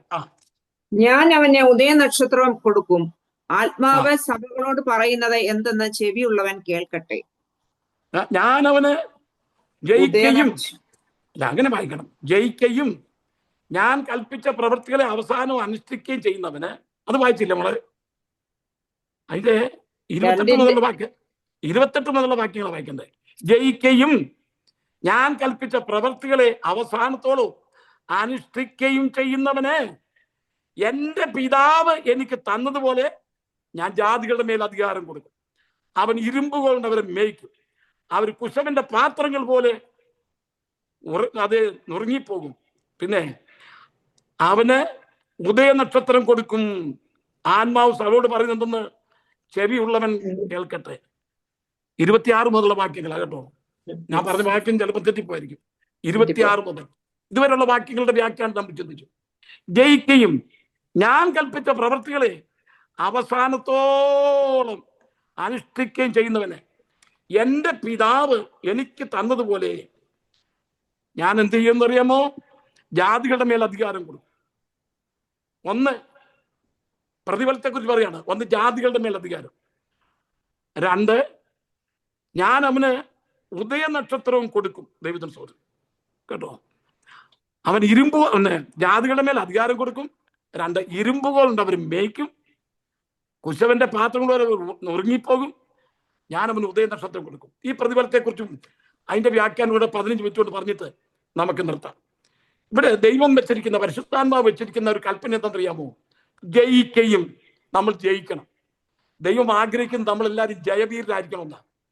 ഈ ലോകത്തിൽ നമ്മൾ താമസിക്കുമ്പോൾ പ്രയാസങ്ങളെ ദുരിതങ്ങളൊക്കെ അനുഭവിക്കുന്ന സന്ദർഭത്തിൽ ജയാളികളായി തീരുവാനാണ് ദൈവം നമ്മെക്കുറിച്ച് ആഗ്രഹിക്കുന്നത്. നമ്മൾ മത്തായി സുവിശേഷം 4-ാം അധ്യായം 1 മുതലുള്ള വാക്യങ്ങൾ വായിക്കുമ്പോൾ യേശുക്രിസ്തു ഉപവാസം കഴിഞ്ഞ് അത് ദൈവത്തിന്റെ ആത്മാവിനെ മരുഭൂമിയിലേക്ക് നടത്തി. പരീക്ഷകനടുത്ത് വന്നു. യേശുവിന് വിശക്കുന്നു. അത് സാത്താൻ മനസ്സിലാക്കി. നമ്മുടെ ബലഹീനത കണ്ടുകൊണ്ടാണ്. നമ്മുടെ എവിടെ ബലഹീനതയുണ്ടോ ആ സമയത്ത് സാത്താൻ കയറി ഇടപെടും. യേശു പൂർണ്ണ മനുഷ്യനായിട്ട് വന്നിരിക്കുക. 40 വരാവും 40 പോലും ഉപസിച്ചപ്പോൾ സാത്താൻ വന്നില്ല. നമ്മൾ ഉപസിക്കുകയും പ്രാർത്ഥിക്കുകയും ചെയ്യുന്ന സമയത്ത് സാത്താൻ വരണമെന്നില്ല. ഒരു കൺവെൻഷൻ നടത്തുമ്പോൾ വരണമെന്നില്ല. കൺവെൻഷൻ കഴിയുമ്പോഴാണ് സാത്താൻ പ്രശ്നം ഉണ്ടാക്കുന്നത്. ഉപവാസം പൂർത്തീകരിച്ച് കഴിയുമ്പോഴാണ് സാത്താൻ പ്രശ്നം ഉണ്ടാക്കുന്നത്. ദൈവമക്കൾ അത് പ്രത്യേകം മനസ്സിലാക്കണം. ആ സമയത്ത് യേശുവിന് വിശന്നു. അപ്പോൾ പരീക്ഷയിൽ ഒരു കല്ലുമായിട്ട് അടുത്ത് വന്നു. നിനക്ക് വിശക്കുന്നല്ലോ, നീ ദൈവത്തിന്റെ പുത്രനെങ്കിൽ ഈ കല്ല് അപ്പമാകാൻ കൽപ്പിക്കുക. കർത്താവ് പറഞ്ഞ വാചകം എന്തറിയാമോ? മനുഷ്യൻ അപ്പം കൊണ്ട് മാത്രമല്ല ദൈവത്തിന്റെ വായിൽ നിന്ന് വരുന്ന സകല വചനം കൊണ്ട് ജീവിക്കുന്നു. കല്ലപ്പമാകാൻ പറഞ്ഞിരുന്നെങ്കിലേ അന്ന് ഭൂമിയിലുള്ള കല്ലല്ല അപ്പമായി പോയിരുന്നെങ്കിൽ ബിൽഡിംഗ് ഒക്കെ എങ്ങനെ പണിതേനെ? സാത്താൻ കൊണ്ടുവരുന്ന ഓരോ തന്ത്രങ്ങൾ. നീ ദൈവത്തിന്റെ പുത്രനെങ്കിൽ സംശയാർത്ഥവും നിശ്ചയാർത്ഥവും അതിനുണ്ട്. യേശു ദൈവത്തിന്റെ പുത്രനാണെന്ന് വ്യക്തമായിട്ട് സാത്താൻ അറിയാം. യേശു സ്നാനപ്പെടുന്ന സമയത്ത് പിതാവ് പറഞ്ഞ, ഇവൻ എൻ്റെ പ്രിയപുത്രൻ, ഇവന് ഞാൻ പ്രസാദിച്ചിരിക്കുന്നു. അവന്റെ ചെവിയോട് കേട്ടതാ. അതേ താബോർ മലയിൽ വെച്ച് പറഞ്ഞു, ഇവന് ചെവി കൊടുപ്പീൻ, ഇവനാണ് എൻ്റെ പ്രിയപുത്രൻ. അവൻ ദൈവത്തിന്റെ പുത്രനാണെന്ന് സാത്താൻ തന്നെ പറഞ്ഞിട്ടുണ്ട്. ദൈവത്തിന്റെ പുത്ര, എനിക്കും നിനക്കും തമ്മിൽ എന്ത്? ഇപ്പോൾ അല്പം വിശന്നപ്പോൾ, അല്പം ക്ഷീണം വന്നപ്പോൾ ഉടനെ സാത്താൻ വന്ന് പറയാണ്, നിനക്ക് വിശക്കുന്നുണ്ട്. എന്തോ ഒരു അനുഭവമാ, അവന്റെ തന്ത്രങ്ങൾ. യേശു കൊടുത്ത മറുപടി എന്താ അറിയാമോ? മനുഷ്യൻ അപ്പം കൊണ്ട് മാത്രമല്ല, ദൈവത്തിന്റെ വായിൽ നിന്ന് വരുന്ന സകല വചനം കൊണ്ട് ജീവിക്കുന്നു. വചനം വെച്ചാണ് കർത്താവ് ജയിച്ചത്. പിന്നെ ഉയർന്ന ഗോപുരത്തിന്റെ മുകളിൽ കൊണ്ട് കയറ്റി നിർത്തിയിട്ട് പറഞ്ഞു, നീ കീഴോട്ട് ചാട്, നിന്റെ കാൽ കല്ലിൽ തട്ടിപ്പോകാതിരിപ്പാൻ. യേശു വചനം തപ്പിയപ്പോൾ ആവർത്തന പുസ്തകം 8-ാം അധ്യായം 4-5 വാക്യങ്ങൾ വെച്ചാണ് യേശു സംസാരിച്ചത്. ഇപ്പൊ സാത്താൻ ഒരു ബൈബിളിൽ നിന്ന് ഒരു വാക്യം കണ്ടുപിടിച്ചു.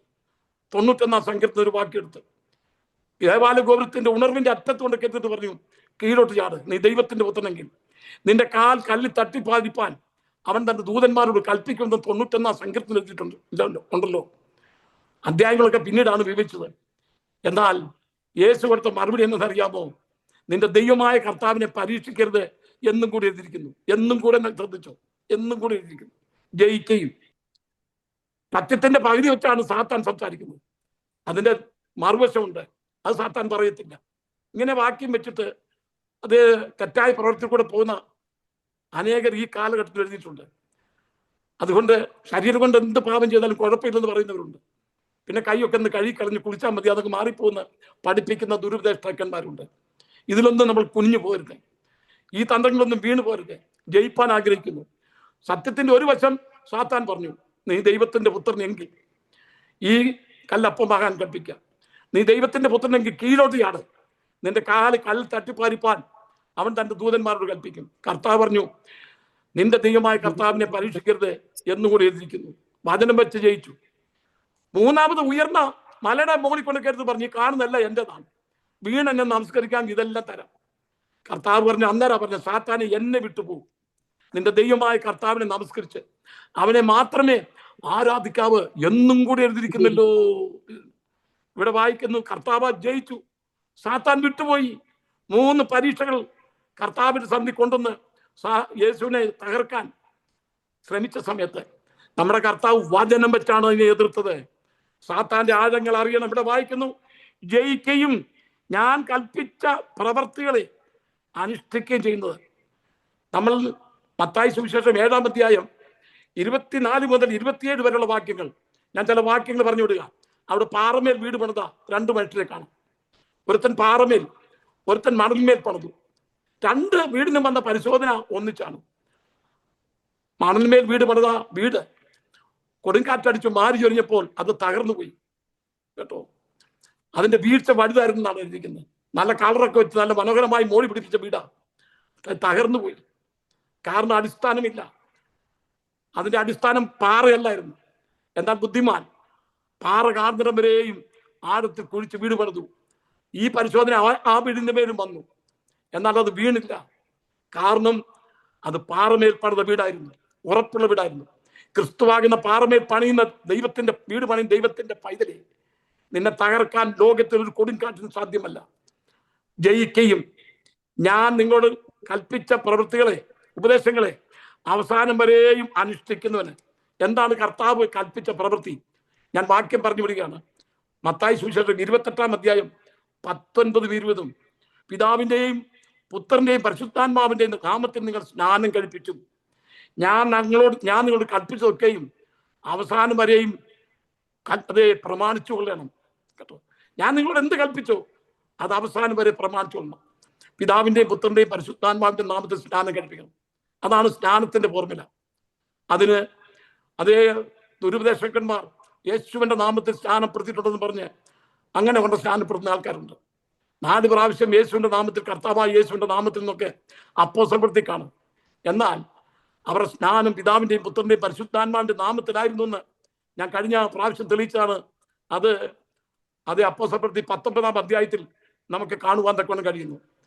എഫെസോസിലെ ചില പുരുഷന്മാരെ കണ്ടപ്പോൾ നിങ്ങൾ വിശ്വസിച്ചിട്ട് പരിശുദ്ധാത്മാവിനെ പ്രാപിച്ചുവോ? അവർ പറഞ്ഞു പരിശുദ്ധാത്മാവ് ഉണ്ടെന്ന് പോലും ഞങ്ങൾ കേട്ടിട്ടില്ല. ഉടനെ പൗലോസ് ചോദിക്കുന്നത് ഏതായിരുന്നു നിങ്ങളുടെ സ്നാനം? അവർ പറഞ്ഞു യോഹന്നാൻ സ്നാപകന്റെ സ്നാനം. സ്നാനപ്പെടുക പിതാവിന്റെയും പുത്രന്റെയും പരിശുദ്ധാത്മാവിന്റെ നാമത്തിൽ സ്നാനപ്പെടുകയാണെങ്കിൽ പരിശുദ്ധാത്മാവിന്റെ പേര് കേൾക്കും. അതുപോലും കേൾക്കാത്തവർ അവരെ വീണ്ടും അഴിച്ച് സ്നാനപ്പെടുത്തി. അവരെ പിതാവിന്റെയും പുത്രന്റെയും പരിശുദ്ധാത്മാവിന്റെ നാമത്തിലാണ് സ്നാനപ്പെടുത്തിയത്. ഞാൻ കൽപ്പിച്ചതൊക്കെയും പ്രമാണിക്കണം. അതിനെ കോട്ടി മാറ്റുന്നവരുണ്ടല്ലോ. ഞാൻ ഇവരെ ദുരുപദേശകന്മാരുമായിട്ട് വാക്പ്രതിവാദം നടത്തിയിട്ടുണ്ട്.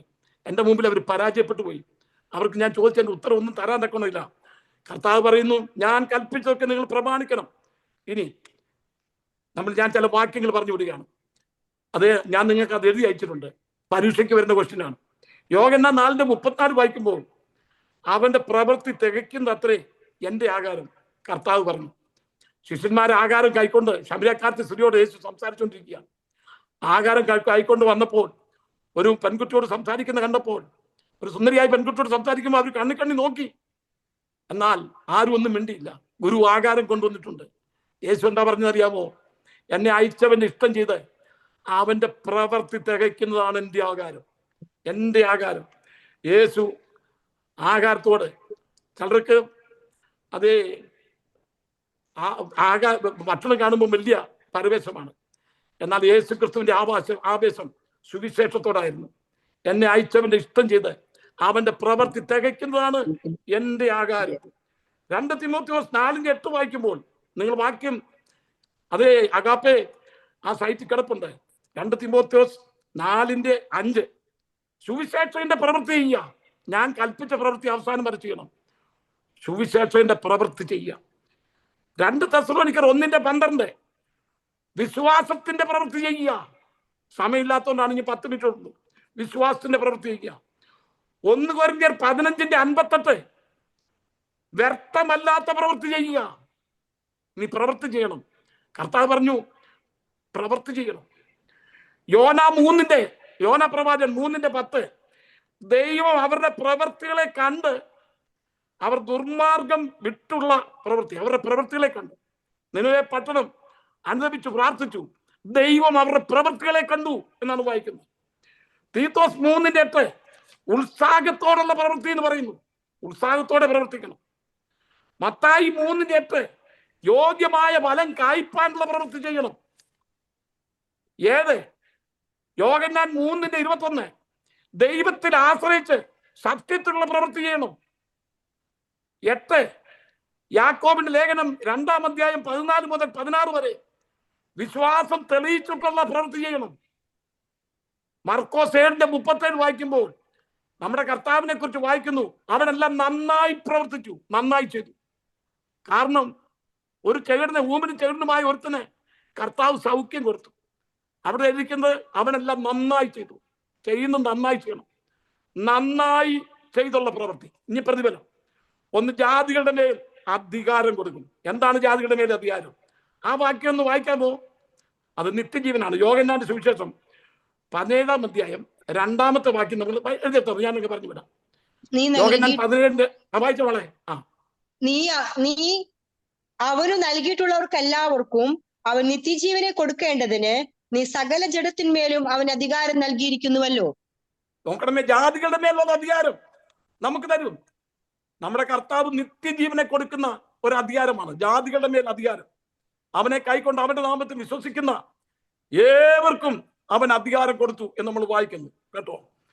ഇവിടെ നമ്മൾ വായിക്കുന്നത് അതിന്റെ 25-ാമത്തെ വാക്യത്തിൽ എങ്കിലും നിങ്ങൾക്കുള്ളത് ഞാൻ വരുവരെ പിടിച്ചുകൊള്ളുക എന്നൊരു വാക്യമുണ്ട് കേട്ടോ.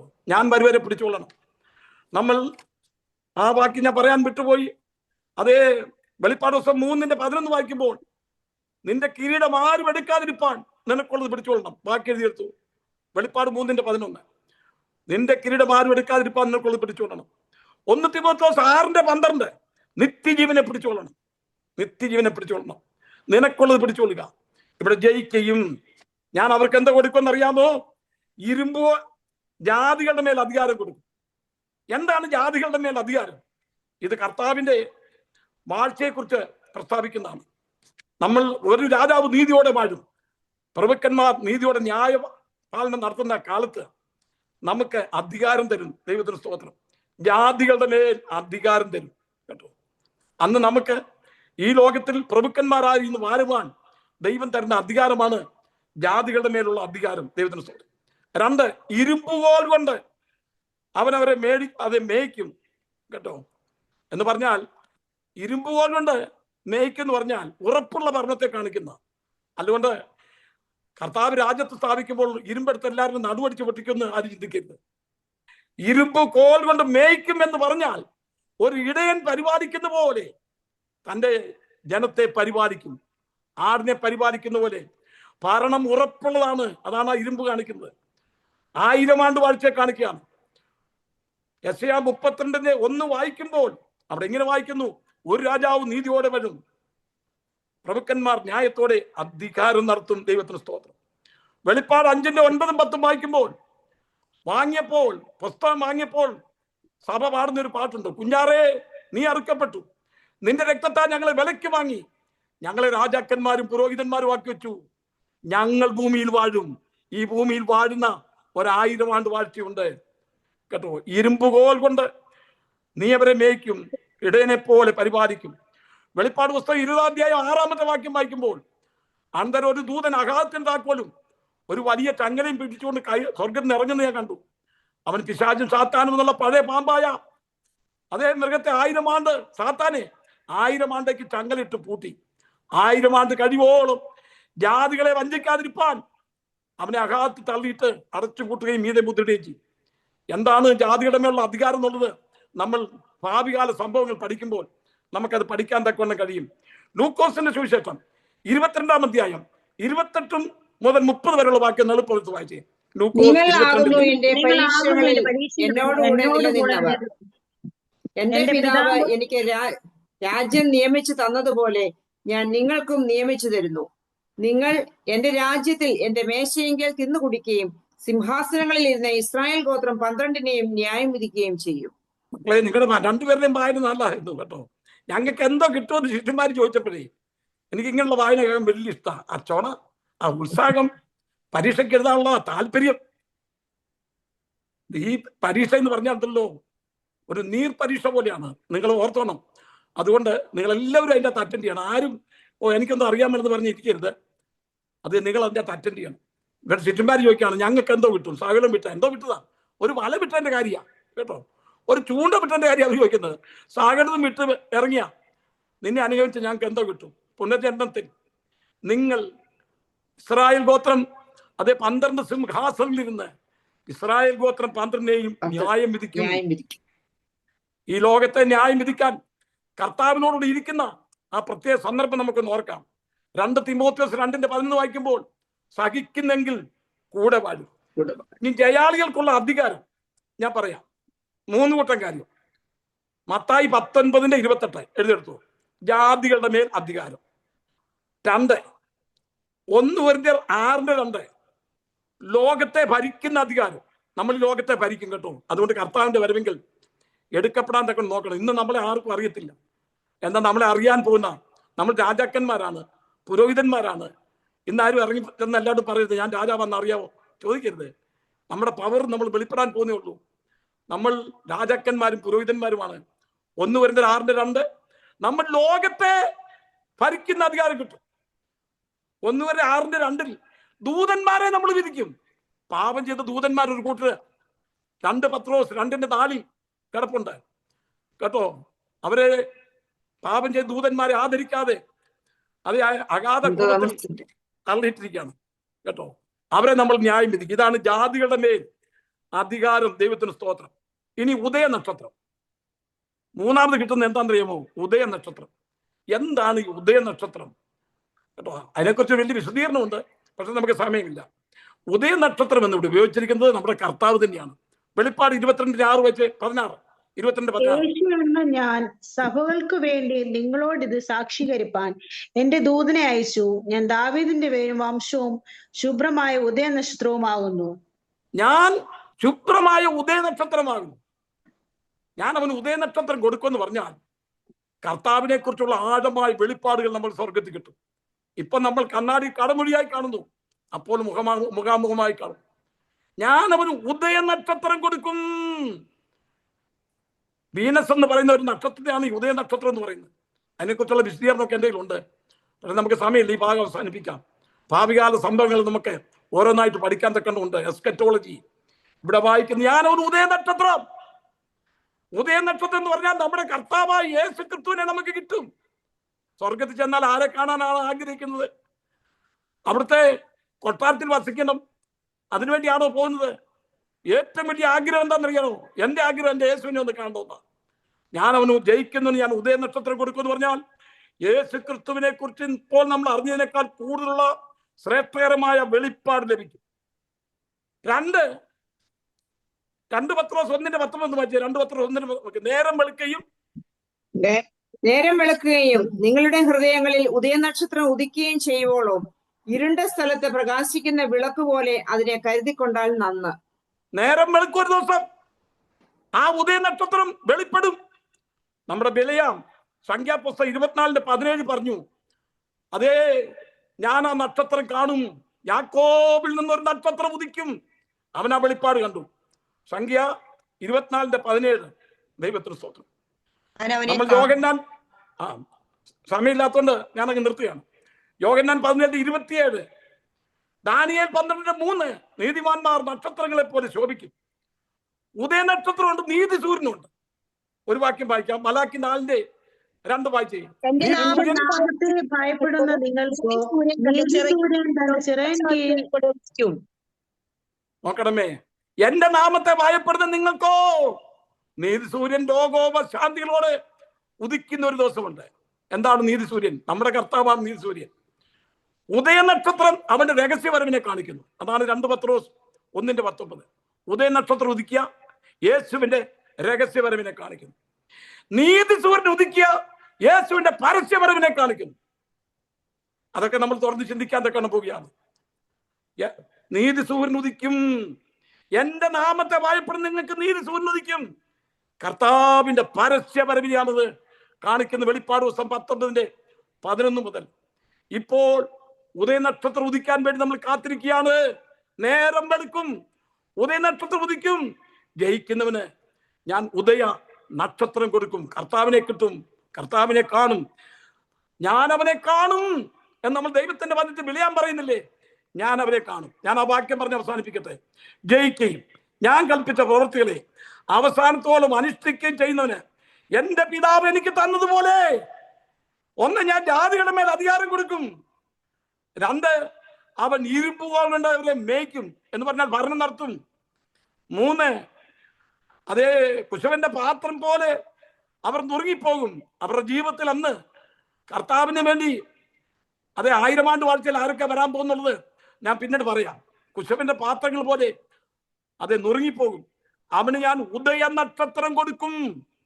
ഉദയ നക്ഷത്രം ക്രിസ്തുവിനെ കുറിച്ചുള്ള ഏറിയ വെളിപ്പാട് നമുക്ക് ലഭിക്കാൻ പോകുന്ന വലിയ പ്രതിഫലമാണ് തുയത്തേര സഭയോട് പറഞ്ഞിരിക്കുന്നത്. എന്നിട്ട് പറയാണ്, ആത്മാവ് സഭകളോട് പറയുന്നതെന്ന് ചെവിയുള്ളവൻ കേൾക്കട്ടെ. ഈ വചനങ്ങളാൽ ദൈവം നമ്മെ അനുഗ്രഹിക്കട്ടെ. അടുത്ത ആഴ്ചയിൽ നമുക്ക് സർദി സഭയെ കുറിച്ച് ചിന്തിക്കാം. പാസ്റ്റർ ലാലു ജയിക്കുന്നുണ്ടോ പ്ലാറ്റ്ഫോമിൽ? പാസ്റ്റർ ലാലു ജയിക്കുന്നുണ്ടോ? വളരെ അനുഗ്രഹിക്കപ്പെട്ട രീതിയിൽ ക്ലാസ് എടുക്കുവാൻ കർത്താവിന്റെ ദാസനെ ഇന്ന് ദൈവം സഹായിച്ചുവല്ലോ. ജോയിൻ ചെയ്ത എല്ലാവർക്കും കർത്താവിന്റെ ദാസനും പ്രത്യേകം നന്ദി അറിയിക്കുന്നു. ദൈവം എല്ലാവരെയും സഹായിക്കട്ടെ. നാളെ വൈകിട്ട് ക്രിസ്റ്റോളജി നമ്മുടെ പാസ്റ്റർ ജോർജ് വർഗീസ് ഫിലദൽഫിയ എന്നുള്ള കർത്താവിന്റെ ദാസനാണ്. വളരെ അനുഗ്രഹീതനായ ഒരു ബൈബിൾ ടീച്ചറാണ്. അദ്ദേഹം നാളെ വൈകിട്ട് ക്ലാസ് എടുക്കുന്നതാണ്. നമ്മുടെ PG മാത്യു സാറിന് കണ്ണിന്റെ ഒരു ഓപ്പറേഷൻ മുഖാന്തരം താൻ ചില ദിവസങ്ങളിലേക്ക് വിശ്രമത്തിലാണ്. ആ സമയത്ത് തന്റെ ഉറ്റ സ്നേഹിതനും അവർ ഒരുമിച്ച് വാകത്താനത്തുള്ള ദൈവസഭ ബൈബിൾ കോളേജിൽ പഠിപ്പിക്കുകയൊക്കെ ചെയ്ത തന്റെ ഏറ്റവും അടുത്ത സുഹൃത്താണ്. താൻ USA നിന്ന് നമ്മളോട് നാളെ വൈകിട്ട് ക്ലാസ് എടുക്കുന്നതാണ്. എല്ലാ പ്രിയപ്പെട്ടവരും ജോയിൻ ചെയ്യുക. ദൈവം എല്ലാവരെയും സഹായിക്കട്ടെ. കർത്താവിന്റെ ദാസൻ നമ്മോടൊപ്പം ഇന്നും ജോയിൻ ചെയ്തിട്ടുണ്ട്. പ്രത്യേകം നന്ദി അറിയിക്കുന്നു. ദൈവം എല്ലാവരെയും സഹായിക്കട്ടെ. അവസാനമായി പ്രാർത്ഥനയോടെ ആശീർവാദത്തോടെ നമുക്ക് പിരിയാം. പ്രിയ സിസ്റ്റർ എലിസബeth മാത്യു പ്രാർത്ഥിക്കുമോ? Sister Elizabeth Mathew പ്രാർത്ഥിച്ചാട്ടെ.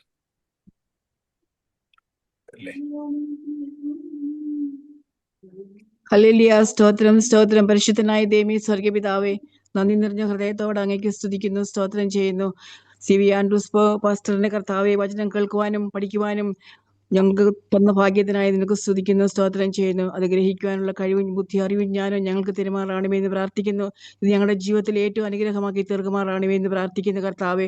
മറ്റുള്ളവരോട് സുവിശേഷം പറയുവാൻ ഞങ്ങളെ പ്രാപ്തരാക്കണമേ എന്ന് പ്രാർത്ഥിക്കുന്നു കർത്താവെ. ഇതിന്റെ പിന്നിൽ പ്രവർത്തിക്കുന്ന എല്ലാവരെയും ഓർത്ത് പ്രാർത്ഥിക്കുന്നു കർത്താവെ. ഷാജി പാസ്റ്ററിനായി സ്തോത്രം, ലാലു പാസ്റ്ററിനായി സ്തോത്രം, CV ആൻഡ്രൂസ് പാസ്റ്ററിനായി സ്തോത്രം, സഹോദരി സഹോദരന്മാർക്കായി സ്തോത്രം കർത്താവെ. എല്ലാവരെയും അനുഗ്രഹിക്കുകയും സഹായിക്കുകയും ചെയ്യുമാറാണമേ എന്ന് പ്രാർത്ഥിക്കുന്നു. പ്രാർത്ഥന കേട്ടതായി സ്തോത്രം. സകലം ഞങ്ങൾക്ക് വേണ്ടി ജീവൻ വെച്ച യേശു ക്രിസ്തുവിന്റെ നാമത്തിൽ തന്നെ.